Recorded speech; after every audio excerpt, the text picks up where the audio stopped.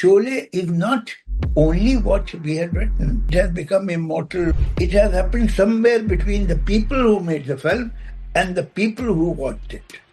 People used to laugh the way the film was being made, that what happened to Sippi Saab, this is not business. How he will ever recover his money. We gave an ad in all the trade magazines, including Screen, that we, Salim Javed, guarantee that this film, Sholay, will do more than 1 crore in every major territory. Till that time, no picture had crossed 1 crore. When Amitabh Bachchan heard the dialogue version of the film, the shooting had not started. And he said that, can you give me Gabbar Singh's role? I would love to do it. And Sanjeev Kumar had no idea that Amitabh Bachchan had said this. But Sanjeev also said that I would like to do Gabbar Singh. Film Certification Board said that he is a retired police officer. Thakur will not kill the man. He'll hand him over to the police. I was so disappointed, I remember. I thought that it was going to harm the film very badly. But thankfully I was wrong. It has become an iconic dialogue. Kitne aadmi the? The famous lines from the blockbuster movie Sholay were co-scripted by the talented and legendary duo Javed Akhtar and Salim Khan. The movie will celebrate its 50th anniversary this year. I'm privileged to be joined by scriptwriter and lyricist Javed Akhtar. Let's start from the very beginning. How did you even start to write the script for Sholay? It has so many characters, so many moments, so much drama, so much tragedy, so much action.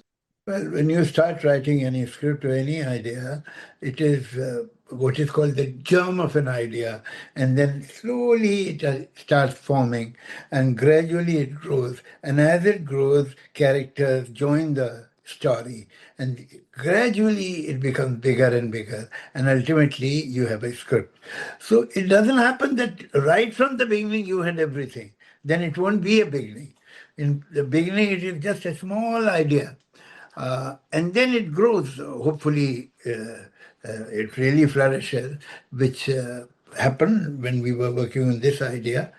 And we had no idea at all that it will turn into a multi-star.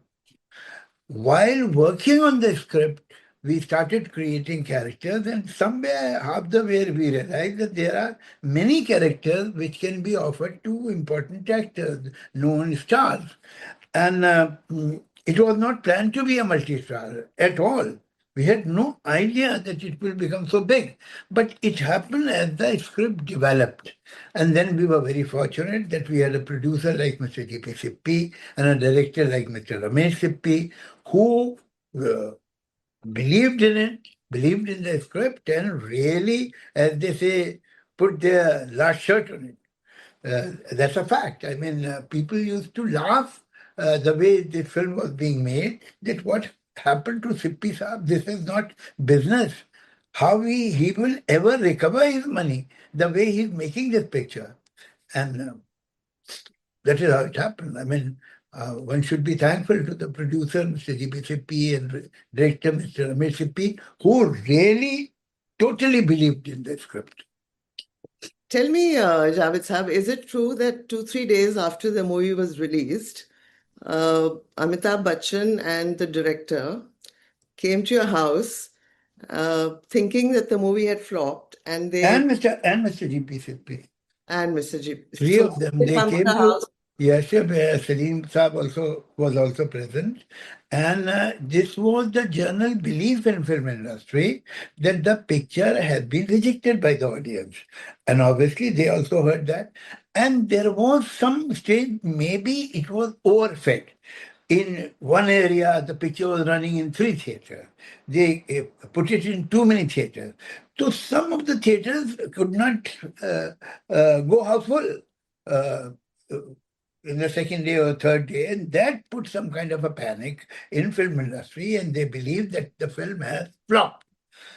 So they came, we had a meeting, and they said that, listen, the fact is that the people are not coming and the theaters are not full, and we'll have to do something immediately because the stakes are too high, and perhaps we will have to change Jai, that was Amitabh Bachchan's role, and he should keep, he shouldn't die, and so on and so forth, and three, four suggestions. But Salim Saab or me, not for a second, both of us lost our nerves. We told them that please believe us, the picture will not fail. And we gave them assurance, we gave them encouragement, and requested them to trust in their product. And not only that, that we did that. In the same very week, when film industry had written the epitaph of the film, we gave an ad in all the trade magazines, including Screen, that we, Salim Javed, guarantee that this film, Sholay, will do more than 1 crore in every major territory. Till that time, no picture had crossed 1 crore. And people laughed and they made joke of it. Many of them, I don't want to name them, they were very high profile people, important actors and directors and producers. They laughed at our face, actually. But the fact is that ultimately we were also proved wrong because it did not do 1 crore. It did more than 3 crores per territory. People can talk today, say that we believed and we did not believe. We put money where our mouth was. We gave advertisements as writers. What gave you that confidence, I want to ask you? No, because we were sure that the picture, how can the picture fail? It will not. We were confident of the product. The way it was written, the way it was shot, the way everything was of such high class and done so well. Every department of that film, the performances, the background music, the music, even the background music was remembered. Even today, people remember that, besides songs. Do you have a favorite character or a favorite dialogue from the movie? No. I'm not that attached to my past. And I don't believe in glorifying it and living in your past, sitting on your past laurels. No, I mean you gave life to those characters. Yeah. But now they are living on their own. They are doing fine. They don't need me anymore. They don't need you anymore. That's right. Yeah, your work is like your children. Maybe you have given birth to them, but once the umbilical cord is cut, they are on their own. And gradually, whatever they achieve, whatever place they make in the society, the kind of appreciation they collect, you should be happy that your children are doing well. But you can't take credit of all that they have achieved. The same should be said about the product also. Sholay is not only what we had written or what Mr. Ramesh Sippy had directed or what Mr. G.P. Sippy had produced. It's much more than that. It has happened. It has become immortal or memorable, not by the unit. It has happened somewhere between the people who made the film and the people who watched it. So it is their contribution also that the picture has become memorable. So when you were writing the script, Salim Saab, and were there multiple discussions with the director? We developed the screenplay in his presence. We sat with him. And yes, as a director, he has contributed in the screenplay. And perhaps he could have given his name also as one of the screenplay writers, but he was happy being director. Were there any interjections, any additions to what you had written, which came from the Sippys? Yes, in a way, yes.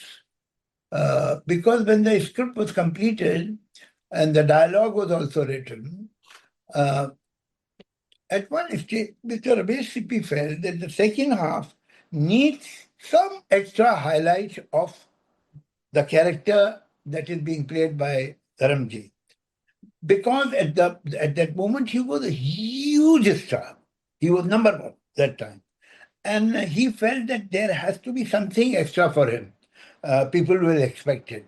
So this whole episode of Shadi and the friend going to Mausi and then he going up the tar and Water tank. water tank, this was added later. Oh, I see. Yes. So he said, yeah, but obviously, Salim Saab and I thought of that scene and then it was written later. But he demanded that. I remember it very vividly that he wanted some highlight. Give me some sequence of Dharmendra here. I need it. And in many ways, that scene became a talking point, actually. Yeah, of course, of course. I mean, they had made EP, LP and EPs of the dialogue, which was sold perhaps even more than the music. So there was one EP, Viru Ki Shadi. Oh. Yeah. The younger generation won't know what is EP. It used to be a small record. LP was a big record. Yeah. So, I mean, you don't want to name your favorite actor or the favorite dialogue, but in terms of No, the my favorite actor, everybody knows. I mean, it's no secret at all. It's Amitabh Bachchan, and fortunately, I have done a lot of work with him. And he is my favorite actor, not only in Sholay, in any picture. I believe, at least I'm given to understand that you enjoyed fleshing out Gabbar Singh's character as well. I mean, you gave him a lot of meat. I mean, he carried the movie on his shoulders on so many occasions. Yes, that's true. And it had become obvious after the dialogue version. You know, when Amitabh Bachchan heard the dialogue version of the film, the shooting had not started. And he said that, can you give me Gabbar Singh's role? I would love to do it. And then after a week or so, we narrated the script to Mr. Sanjeev Kumar somewhere else. And Sanjeev Kumar had no idea that Amitabh Bachchan had said this. But Sanjeev also said that I would like to do Gabbar Singh. Oh. So somehow, after the dialogue version, Gabbar Singh had become a character which was very fascinating. I mean, these two were good actors and they know about acting and they could see the possibility of this character. I mean, while we're talking about Gabbar Singh, I do want to ask you, he was a formidable villain in the movie. Yeah. But unlike other actors who've played villainous roles, there was a lot of fear, of course, about Gabbar Singh, but there was no loathing. There was no, he was evil, but there was no loathing, there was no hatred. Uh, do you agree or disagree with? No, this is a strange phenomenon. I mean, I think this should be discussed with some group of psychiatrists.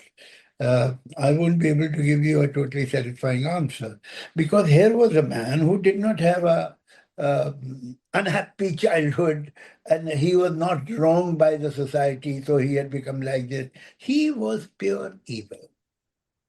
And he was quite proud of it. He was ruthless. He was self-centered and he was boastful. And people, and particularly children, loved this ruthless, merciless person. Why? This is a topic for actually the psychologists. I feel that you respect perfection of any kind. Each one of us would like to do many things, but out of fear of law, out of fear of concept of decency that has been imbibed in us at some age, out of fear of reputation or consequences, we don't do that. We are a prisoner of our morality, the contemporary law, uh, social considerations, and so on. Here is somebody who's totally free. He is a law unto himself. He doesn't give a damn what people will think. He decides what is right. And his right is the right. You respect this complete lack of guilt and freedom, total freedom. I feel that if you take a child to a zoo and tell him on the right there are cages where you have beautiful, lovely birds, and on the left there is a cage where they have brought a man-eater tiger, ferocious, ruthless. I think the child will prefer to go on the left and would like to see the tiger first. Why? We are slightly scared of that thing also. But at the same time, we get awed by this kind of power, this kind of total lack of guilt, total freedom from every bondage, every binding. I think we somewhere appreciate that. But let me tell you one thing, that our villains who have become immortal and so famous, whether it is Mugambo or Gabbar or Shakal, they have one thing in common. They are not lechers. If Gabbar would have been a lecher, we wouldn't have admired him. Because He did make Hema Malini dance on yeah. And for that was also Satan. He's looking at Hema Malini as a thing. The dialogue है, हाथ पांव तो देखो करारी के दारी के कैसे करारे हैं ये रामगढ़ वाले अपनी बेटियों को कौन चक्की का आटा खिलाते तो he is looking at her as a man will look at an animal. There is no sexuality in it. He is not lusting after her. He is trying to play with this animal. That's all. So you understood all this 50 years ago. I mean, you are the one who... No. Now today, in retrospect, I'm analyzing it. But at that time, it was an instinct that was working. If you are so distant and you can analyze your characters or your story or your dialogue so objectively and so, say, in a scholarly manner, then you will lose the touch. You will not be able to make your characters alive. You have to live with them and be very subjective. I'm glad you're talking about characters because we've discussed the famous ones like Hema Malini, Amitabh Bachchan, Dharmender, even Sanjeev Kumar. But even the other characters in the movie, whether it was A.K. Hangal or Jailer Saab, or the famous Mosi that you mentioned, how did you and Salim Saab etch each one and make each one stand out? It's amazing. It is amazing. Yes, it's true. It may sound slightly modest, but it's a fact, so I'm telling you, I'm sharing it with you. There have been films all over the world, like, say, Gone with the Wind, Godfather, Star Wars. These are the films which have some unforgettable characters. You remember their names, you remember their lines. But if you make the list of the characters that you remember from Gone with the Wind, or from Godfather, or from Star Wars, there'll be a sizable list. There'll be 4 or 5 characters that you still remember, and you will remember. I think Sholay has the longest list in the world of characters that are remembered even after 50 years. Leave aside the main characters like Jay and Viru and Thakur and Gabbar. They are main. Then you come to the second line like the heroines, Basanti and Radha. You go down. Mausi, Kalia, Jail, Banne Khan Bhopali.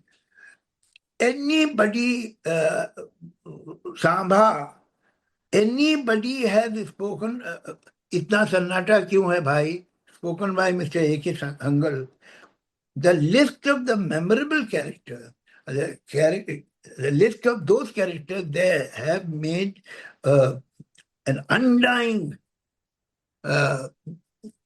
effect on the minds of the audience. They have settled down in their memories.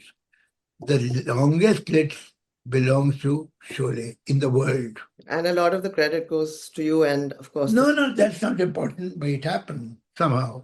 I mean, but it is the truth. It's a praise of the film, not of the writer. But even Dhanno, Basanti's Dhanno. No, even the Ghodi, people remember. Yeah. So you cannot give me any other picture in the world that has a longer list of memorable characters than Sholay. So in the 50th year, the original conclusion is coming back to the movie. I believe the ending was changed because it was Because emergency.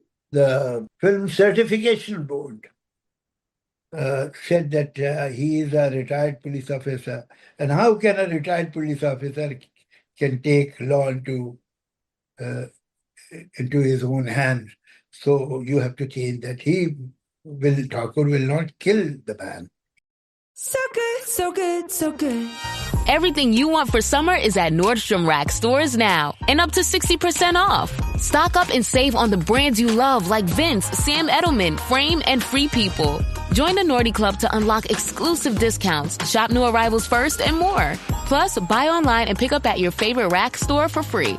Great brands, great prices. That's why you Rack. He'll hand him over to the police. And this was the argument, and sometimes when powers that be tell you something, you silently listen and accept that, whether you agree or you don't agree. So it was changed. I was so disappointed, I remember. I thought that it was going to harm the film very badly, but thankfully I was wrong. And I'm so happy that when now they are showing the film in Toronto, they are showing it with the original land. With Sanjeev Kumar's spiked shoe on Gabbar's throat, right? Yes. And that's how he gets killed. It was the original version. Correct. So now it has been brought back. It is back. Yeah. You know, we're talking about 50 years since Sholay was released. A lot has changed in the cinematic world over 5 decades. A lot has also changed in our country over 5 decades. Of course. Culture and art really should not have any boundaries. But we do seem to have reached a stage where, movies featuring stars like Fawad Khan from Pakistan are not allowed to be released. Does that bother you, Javed Sahab? Personally, it doesn't bother me because we have never taken one of these actors. But the fact is that there are 2 points of view, and both of them are equally valid. Now it is your choice which one you want to believe. One point of view, that for donkey's years, it has been a one-way traffic. Their actors have come, worked in a film. Their singers have come, sung a song. Their music directors have composed a song. Their writers have written a script, and so on and so forth. But this was not reciprocated. Even I believe that in Pakistan it was allowed at some stage to take an Indian actor, but not the leading man or leading lady. This was one of the conditions. So it was to a great extent on cultural side. I mean, people like Nusrat Fateh Ali, Mehdi Hassan, Ghulam Ali came, and there was a huge function for them, and they performed to huge audience in different cities. They were extremely popular here, but the most popular Indian, there was a time in Pakistan that undoubtedly the most popular Indian was Lata Mangeshkar. But she was never invited. Perhaps some event managers or event companies would have loved to do that, but there was no clearance, official clearance for Lata Mangeshkar. Lata never performed in Pakistan or Asha Bhosle or Rafi or Kishore, they never performed there, while their artists came. So for a very long, long time, it was a one-way street. And some people thought this is not fair. And they were right. Point one. So it should be stopped because it's a one-way. This is totally logical. Now let's go to the other point of view. The other point of view is there are no countries a monolith. In every country, there are different kind of people. In Pakistan, unfortunately, most of us are unaware of it. There are a lot of Pakistanis who are Indophiles, who admire India, who love India. And understandably so, we deserve that admiration. But when they look at a corporate world, when they look at our academic researches or development of technology or science or entertainment world, and so on and so forth, and certain freedom in the society, women, the kind of empowerment freedom saw in so many years, and so on. So they admire that. And India is a huge market. So obviously a Pakistani businessman would like to enter this huge market. So there are many people who may or may not say, but out of fear or the peer pressure or the social pressure, but they would prefer to have good relations with India. They may not have a party, they may not have a name, but there is a huge population. What do we do with those people? As India, as Indians, shall we encourage them? Shall we keep a rapport with those people or break that? Suppose we make a wall, which is happening inevitably now. Who will be happy on the other side? The liberal or the conservative? It is the army, it is the mullah. Who will be happy? Good. Good riddance to bad rubbish. As long as there is a door open, they are insecure. If there is a perfect wall between these two societies, it is to the satisfaction of the conservative, reactionary, bigoted, and the army. So, in a way, we are letting down those who would like to have good relations with India. And we are not giving them credibility. And indirectly, directly, we are not giving them strength. This is also valid. So, both the point of view are totally logical, reasonable, and valid. Now it is for you to choose one of them. I was looking up your social media commentary today, and one of them caught my attention. It's a photo, actually, which reads, "Cataract is the third biggest cause of blindness. Religion and politics remain the first two." The good thing, Javed Saab, is that you speak up, you know. But are there moments when you feel hemmed in, you feel worried about the hate and the bigotry? No, I get a lot of hate mail, and thankfully from both the sides, from bigoted Muslims and bigoted Hindus. So as long as I'm getting abuses from both the sides, I feel wonderful, because I feel that maybe I'm seeing something right. Because all the bigots of different hue and color are uncomfortable. And if they give you hate mail, it is the confirmation that they are taking note of it. And they think that you can make some impact. So you have to be contradicted. You are not unimportant. They give you a certain, unintentionally, they give you some respect and confirmation that, yes, you are effective and we need to oppose you. That's wonderful. I was very touched when I was watching an interview given by Shabana Azmi on Bilkis Banu case, and she actually broke down on live television. Have you had moments when you felt pain and you felt a little hopeless? No, I don't feel hopeless, ever. No. You see, what happens that the world and the time where we are living becomes the most important time in history, because we are there. But you cannot see and understand history looking at 1 decade or 2 decades. It is nothing. It's one drop in the ocean of time. You see, I always say that as a student of history, tomorrow you have to give your paper, and in the night you decide to have a revision, what we call in our schools, revising it. Out of nervousness, if you turn 2 pages instead of one, you have skipped more than 100 years in 1 page.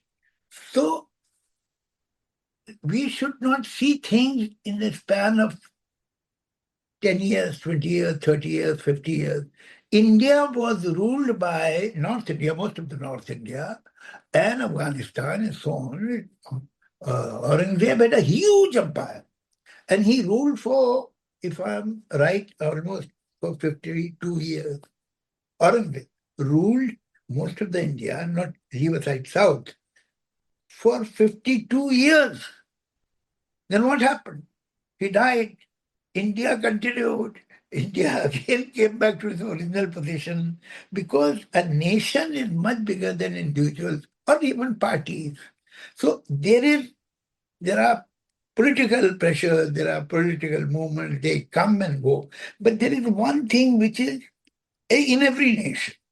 India has a culture, a civilization of thousands of years old. And that is continuing. Sometimes because of political pressure or social issues, it goes down, like Saraswati. But it continues. And the moment those forces slightly scatter or lose their strength, again it appears. But it never goes away. India has a temperament that cannot be killed, that cannot be changed. India, the real India, has a philosophy of the middle of the path, philosophy of accepting that there are different kinds of thoughts, philosophy that everyone has the right to think his or her own way. This is basically part of Indian civilization. That will never go away. It can escape our eyes, but believe me, it is moving. It is there. Rest of the things are above the surface. This thing is below the surface. It is inside a psyche, a subconscious, because it is thousands of years old. It is flowing in our DNA.